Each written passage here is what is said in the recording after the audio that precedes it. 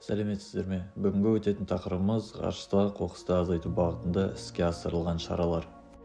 20 ғасырдың екінші жартысынан бастап адамзаттың ғарышты игеруі өркениет дамуының жаңа кезеңін ашты. Алайда бұл жетістік өзімен бірге жаңа экологиялық және инженерлік қиындықтарды алып келді. Ғарыш кеңістігі шексіз болып көрінгенімен, жер маңындағы орбиталар шектеулі және өте тығыз аймаққа айналды. Онда істен шыққан спутниктер, зымыран сатылары, жарылыстан қалған бөлшектер жыл сайын көбейіп келеді.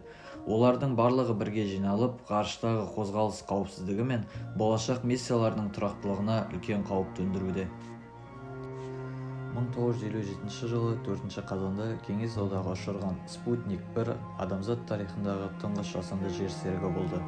Осы сәттен бастап адам баласы ғарыш дәуіріне қадам басты.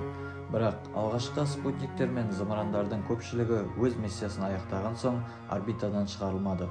Олардың қалдықтары ғарыш кеңістігінде қалып қойды. Уақыт өте келе, әрбір ұшырудан кейін мыңдаған жаңа бөлшектер пайда болып, ғарыш орбиталары біртіндеп ластана бастады.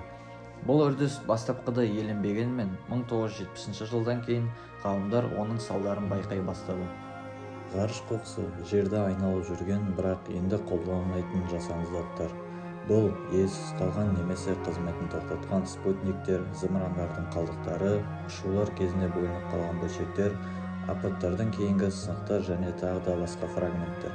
Бұл қоқыс микрондық бөлшектерден бастап бірнеше тонна салмақтағы зымыран сатыларына дейінгі өлшемдерде болады.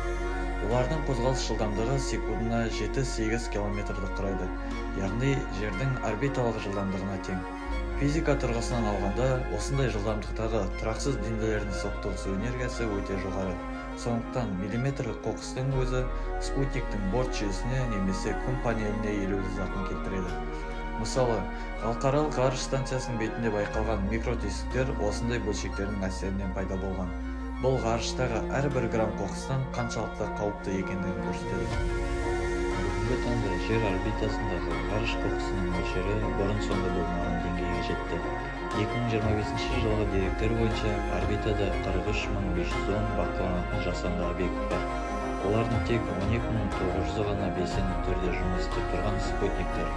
Қалғанның бәрі істен шыққан аппараттар мен қалдықтар. Ғарыштағы барлық жасанды нысандардың жалпы массасы 15.000 тоннадан асады. Модельдік есептер бойынша 10 см-ден үлкен қоқыс объектілерінің саны шамамен 54 мың.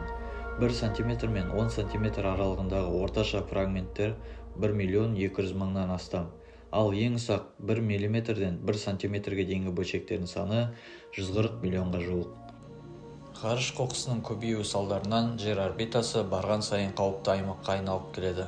1978 жылы НАСА ғалымы Дональд Кеслер болашақта болатын ерекше қауіп туралы ескерткен. Бұл құбылыс кейін Кеслер синдромы деп аталды. Кеслердің айтуынша, орбитадағы объекттер саны тым көбейсе, олардың бір-бірімен соқтығысуы тізбекті реакцияға әкеледі. Бір соқтығыс мыңдаған жаңа сынықтар, ал сол сынықтар басқа спутниктерге соғылып, тағы да көп фрагменттер пайда болады. Осылайша орбита қоқысқа толып, тіпті жаңа спутниктер ұшыру мүмкін болмай қалуы мүмкін. Бүгінде бұл қауіп нақты. 1 сантиметрлік бөлшектің өзі жұмыс істеп тұрған спутникті істен шығара алады. Ал халықаралық ұйымдар Кеслер синдромын болдырмау үшін алдын алу шараларын күшейтіп жатыр. Бүгінгі күні ғарыш қоқысы тек техникалық мәселе ғана емес, ол планетаға тікелей ықпал ететін экологиялық және әлеуметтік проблемаға айналып отыр. Өйткені атмосфераға қайта кірген қоқыстар толық жанып үлгермей жерге түсіп экологиялық қауіп тудыруы мүмкін. Бұндай құлаған қалдықтар топырақ пен суға улы металды қалдыруы ықтимал. Сондай-ақ бұл байланыс, интернет және навигация жүйелеріне қауіп төндіреді. Егер спутниктер қоқысқа соғылса, байланыс сапасы төмендеп, кейбір аймақтарда мүлде жоғалуы мүмкін. Бұл экономикаға, денсаулық сақтау қызметтеріне және қауіпсіздік жүйелеріне әсер етеді. Сонымен қатар ғарыш қоқысын азайтуға арналған жобалар, технологиялар және нормативтер мемлекеттер мен компанияларға қаржылық шығын алып келеді. Бұл шығындар қоғамға да жанама түрде әсер етеді. Сондықтан әлем ғарышты ластанудан қорғау үшін жаңа технологиялар мен қоқыссыз миссиялар әзірлеуге кірісті. Енді осы мәселелерді алдын алу үшін құрылған халықаралық ынтымақтастық ұйымдар мен құқықтық нормаларға тоқтала кетсек, Жоғарыда атап өткеніміздей, ғарыш қоқысы мәселесі тек бір елдің емес, бүкіл әлемнің ортақ проблемасы. Өйткені жер орбиталарын барлық мемлекеттер ортақ пайдаланады. Сол себепті ғарыш кеңістігінің қауіпсіздігін сақтау үшін халықаралық ынтымақтастық пен құқықтық нормалар шешуші рөл атқарады. Бүгінде көптеген елдер ғарыш қоқысының алдын алу үшін бірлесіп әрекет етуде. Ең белсенді ұйымдар Біріккен ұлттар ұйымының ғарыш кеңістігін бейбіт мақсатта пайдалану комитеті, халықаралық телекоммуникация одағы, Еуропалық ғарыш агенттігі, НАСА, Жапонияның ұлттық ғарыш агенттігі, сондай-ақ басқа да ұйымдар. Бұл ұйымдар ғарыштағы қауіпсіздікті қадағалап, мемлекеттерді ортақ ережелерге шақырады. Орбиталарды және де жиіліктерді дұрыс бөлу арқылы соқтығыстар қаупін азайтады. Сондай-ақ олар қоқыс жинайтын роботтар, траекториялық алдын ала есептеулер жүйелері және де қауіпсіз ұшу әдістерін жасайды. Халықаралық ынтымақтастықтың басты мақсаты бір мемлекеттің әрекеті барлық елдерге зиян келтірмеу үшін ортақ жауапкершілік орнату. Бұдан бөлек ғарышты пайдалану қатаң халықаралық ережелермен реттеледі. Олардың ең негізгілері 1967 жылғы ғарыш туралы шарт. Бұл ғарышты реттейтін ең негізгі халықаралық құжат. Ол құжатта ғарыш барлық елдерге ортақ және ешкімнің меншігі бола алмайтындығы, ғарышты тек бейбіт мақсатта қолдану, әр мемлекет ғарышқа өзі жіберген кез келген аппаратқа толық жауапты екендігі көрсетіледі. Екінші 1972 жылғы халықаралық жауапкершілік туралы келісім. Бұл келісім бойынша, егер бір елдің спутнигі немесе оның сынықтары басқа елге зиян келтірсе, сол ел толық өтемақы төлеуге міндеттеледі. Үшінші 1975 жылғы тіркеу туралы конвенция. Әр мемлекет ғарышқа шығарған барлық объектілерін Біріккен ұлттар ұйымына тіркеуі тиіс. Тіркеу нөмірі арқылы қоқыс қай елге тиесілі екендігін анықтауға болады. Төртінші, Біріккен ұлттар ұйымының ғарыш қоқысын азайту жөніндегі нұсқаулықтары. Бұл нұсқаулықтар заңды міндеттемелер емес, бірақ барлық мемлекеттер ұстанатын халықаралық стандарт. Негізгі талаптары спутниктердің қызмет мерзімі аяқталған соң олардың орбитадан шығарылуы, фрагментацияға, жарылыстарға әкелетін жағдайларды болдырмау, төменгі орбиталарды артық қоқыстан қорғау, зымыран бөлшектері мен ескі аппараттардың бақылаусыз қалмауын қадағалау. Біріккен ұлттар ұйымының ғарыш кеңістігін бейбіт мақсатта пайдалану жөніндегі комитеті ғарыш қызметінің қауіпсіздігі мен тұрақтылығын қадағалайтын негізгі халықаралық орган екендігін атап өткен болатынбыз. Осы ұйым ұсынған ережелерге сәйкес кез келген ғарыштық операция 3 негізгі кезеңде ұшыру алдында, пайдалану барысында және миссия аяқталған соң қоршаған ортаға зиян келтірмеу қағидаларын орындауы қажет. Бүгінде жетекші ғарыштық агенттіктер Еуропалық ғарыш агенттігі, НАСА, Жапонияның ұлттық ғарыш агенттігі ғарыш қоқысын нөлге дейін қысқартуды мақсат ететін Zero Debris бағдарламасын іске асыруда. Бұл бастама 2030 жылға дейін жаңа қоқыс қалыптастырмайтын технологиялар мен басқару жүйелерін енгізуді көздейді. Бағдарлама тек халықаралық деңгейде ғана емес, көптеген мемлекеттердің ұлттық заңнамаларына да енгізіліп, ғарышты қауіпсіз әрі ұзақ мерзімге пайдалану стандарттарын қалыптастыруда. Қазіргі таңда ғарыш қоқысын белсенді түрде жоюға арналған технологиялар қарқынды дамып келеді. Бұл бағытта роботтық ұшқыш аппараттар, механикалық торлар, арқан зонд жүйелері және лазерлік бағыттау құралдары сияқты түрлі инженерлік шешімдер қолданылуда. Мысал ретінде, ClearSpace компаниясы ұсынған әлемдегі алғашқы қоқыс жою миссиясы ClearSpace 1-ді атап өтуге болады. Онда арнайы роботтық манипулятормен жабдықталған аппарат қоқыс нысанына жақындап, арнайы 4 механикалық қолдың көмегімен қоқыс объектісін мықтап ұстайды. Одан кейін аппарат оны атмосфераға бағыттап, бірге еніп, жанып кетеді. Сондай-ақ жапон ғалымдары арнайы магниттік троспен жабдықталған аппаратты сынақтан өткізген болатын. Аппарат қоқыс нысанына жақындап, оны магниттік тростың көмегімен ұстап, өзімен бірге атмосфераға енгізіп, жанып кетеді. Пассивация және өзін-өзі жою жүйелері. Пассивация ғарыш аппараттарын миссия соңында қауіпсіз күйге келтіру процесі. Оған жанармай қалдықтарын шығару, аккумуляторларды ажырату, қысым жүйелерін босату және бағдарламалық өшірілімдер кіреді. Қазіргі заманғы спутниктерде орбитадан автоматты шығу және атмосферада толық жану жүйелері бар. Мұндай тәсілдер қоқыс түзілу ықтималдығын 60-70%-ға азайтады. Кейбір құрылғыларда өзін-өзі жою модулі орнатылып, аппарат басқарусыз қалған жағдайда автоматты түрде істен шығарылады. Кокс орбитасы және орбиталық реттеу. Геостационарлық орбитада жұмыс істеген спутниктердің қызметі аяқталған соң олар арнайы Кокс орбитасына шығарылады. Бұл белсенді орбитадан 200-300 км жоғары аймақ. Онда пайдаланылмайтын аппараттар уақытша тұрақтайды. Мұндай тәсіл радиожелілік кедергілерін азайтып, жаңа аппараттарға жол ашады. Халықаралық ережелерге сай, әр спутник миссия соңында кемінде 25 жыл ішінде орбитадан шығарылуы тиіс. Лазерлік қоқыс жою аппараты. Лазерлік ғарыш қоқысын жою аппараты жер орбитасына орналасқан қауіпті ғарыш қалдықтарына физикалық жанаспай, жоғары қуатты лазер сәулесінің көмегімен әсер ететін арнайы технологиялық жүйе. Бұл аппараттың негізгі мақсаты ғарыш қоқысының қозғалыс траекториясын өзгерту, орбитасын төмендету немесе соқтығысу қаупін азайту арқылы ғарыш кеңістігінің қауіпсіздігін қамтамасыз ету. Лазерлік технологиялар орналасу орны мен қолдану тәсіліне байланысты бірнеше түрге бөлінеді. Бірінші түрі жерүсті лазерлік жүйелер. Бұл жүйелер жер бетінде орналасқан қуатты лазер станцияларынан тұрады. Олар орбитадағы ұсақ қоқыс бөлшектеріне бағытталып, олардың қозғалыс бағытын өзгертуге арналған. Әдетте, ондай жүйелер диаметрі бірнеше сантиметр болатын қауіпті фрагменттерге қолданылады. Екінші түрі орбиталық лазерлік аппараттар. Бұл лазер қондырғысы тікелей ғарыш аппараттарына орнатылатын жүйелер.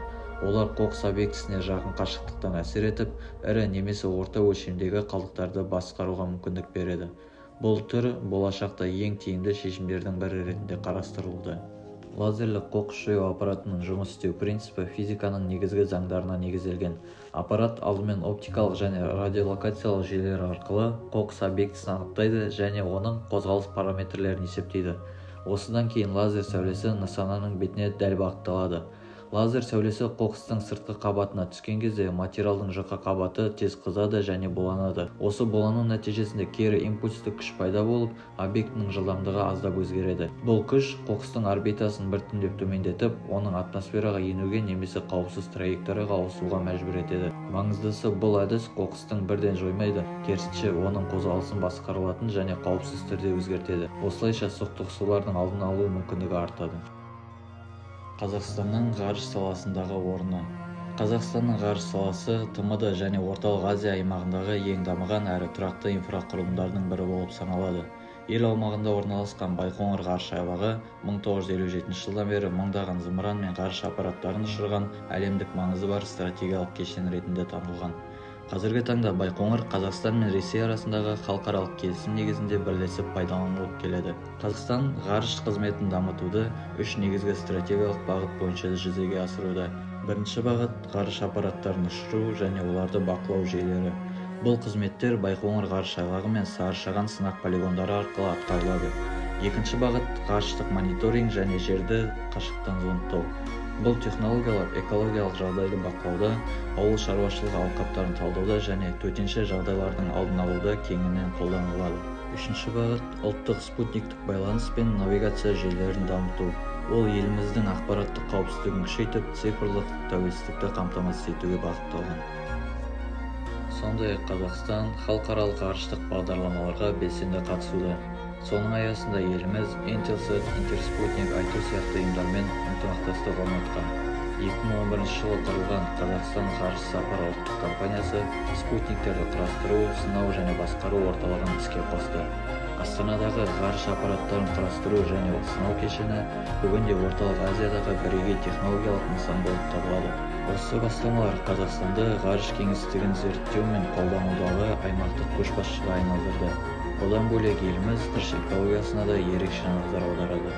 Зымыран ұшыру аймақтарындағы экологиялық мониторинг, топырақ пен судың улануын болдырмау шаралары, қоқыстың құлау траекториясын алдын ала есептеу бәрі ұлттық саясаттың бір бөлігі. Казсат бағдарламасы және ұлттық тәжірибе. Казсат бағдарламасы Қазақстанның ғарыш саласындағы технологиялық дербестігін қамтамасыз етуге бағытталған стратегиялық жоба.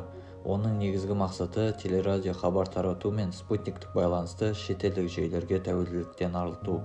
2006 жылы 18 маусымда ұшырылған Казсат-1 спутнигі Қазақстан тарихындағы алғашқы ұлттық байланыс спутнигі болды.